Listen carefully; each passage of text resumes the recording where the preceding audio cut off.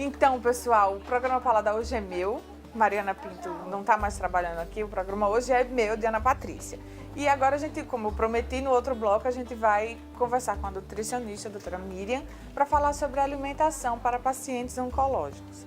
Tudo bom, doutora? Bom Tudo dia. bem. Cumprimento Bom nosso dia. público. Tudo bem, pessoal? É o seguinte, quando a gente começa a fazer o tratamento oncológico, uma das coisas que dizem a gente é evitem comidas cruas, não é, doutora? Por favor, eu queria que você explicasse por quê, porque eu sei, mas o pessoal de casa precisa saber também. Pronto, a questão das comidas cruas, né? O risco, na verdade, que esses alimentos podem trazer são a questão dos micro-organismos.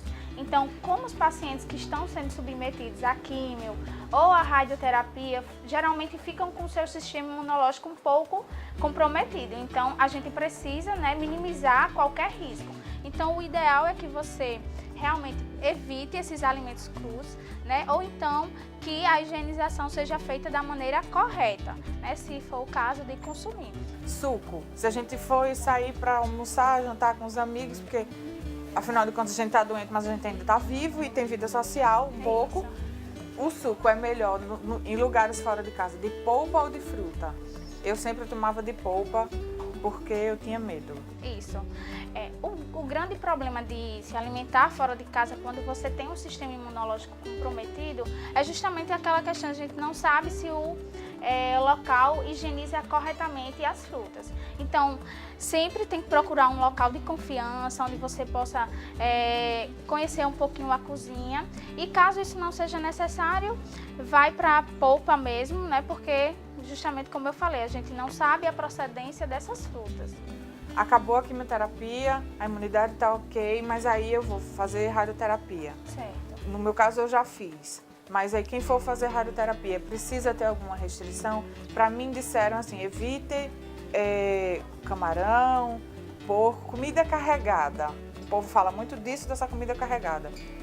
Na radioterapia também tem que ter esse cuidado? Sim, nós temos que ter esse cuidado tanto na quimioterapia como na radioterapia também.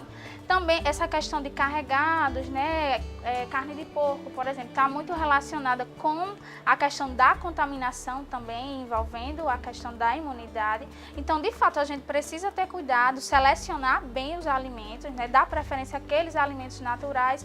Algumas coisas a gente evita um pouquinho e deixa, né, mais para frente.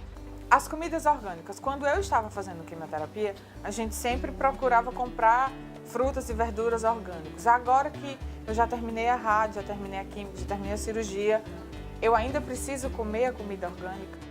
Bem, em relação aos alimentos orgânicos, né, essa é uma orientação tanto para quem faz quimio e radioterapia como para qualquer pessoa, né?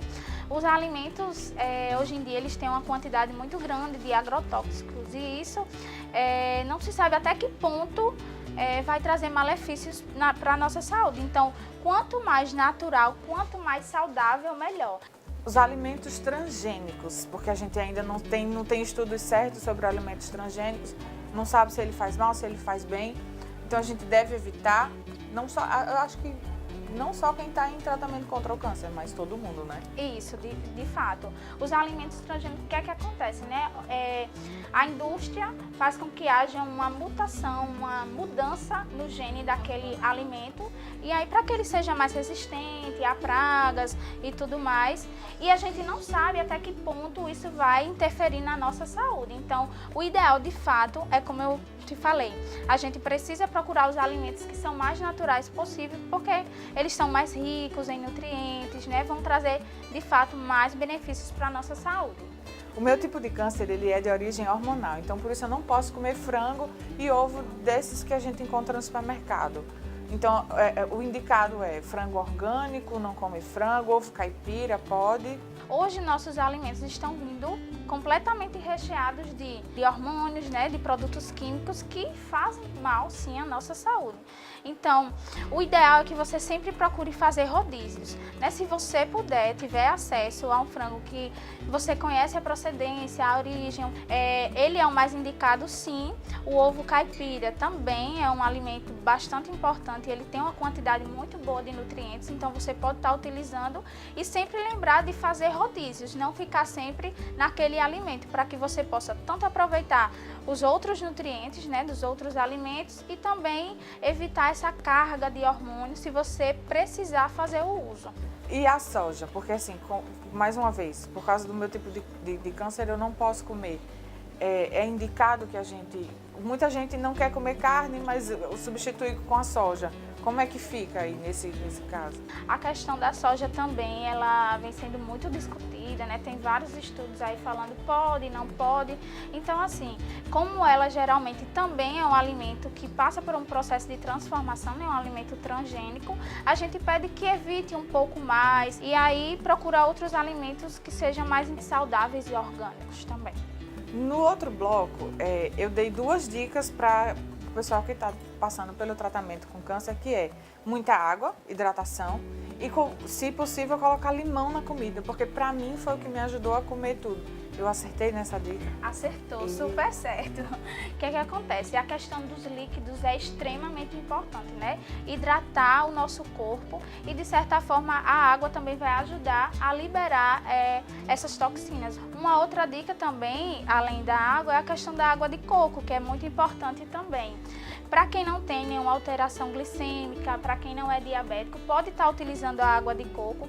Além de hidratar, ela também tem alguns sais, né? Nós vamos conseguir alguns sais através da água de coco, como potássio, magnésio, ajuda na imunidade também. Então, pode estar sendo utilizada em preparações, nos sucos, né? Caso você não tenha nenhuma alteração. E a questão do limão também ajuda bastante. É um relato que eu tenho dos pacientes. Eles usam muito o limão para temperar um pouquinho mais, mascarar um pouquinho mais esse sabor que fica residual, né? Em virtude da medicação, geralmente um sabor metálico, né? Uma outra dica também é evitar o uso de talheres de metal e utilizar os talheres descartáveis, porque aí mascara um pouquinho mais, você não fica sentindo aquele sabor de metal na boca. Muito obrigada, doutora Miriam, por tirar minhas dúvidas e que eu acredito que sejam as dúvidas de muita gente que está em casa. Queria agradecer a Mariana Pinto pela oportunidade de estar aqui roubando o programa dela. Vou devolver o programa. Me sigam lá no meu Instagram, no meu YouTube e um beijo.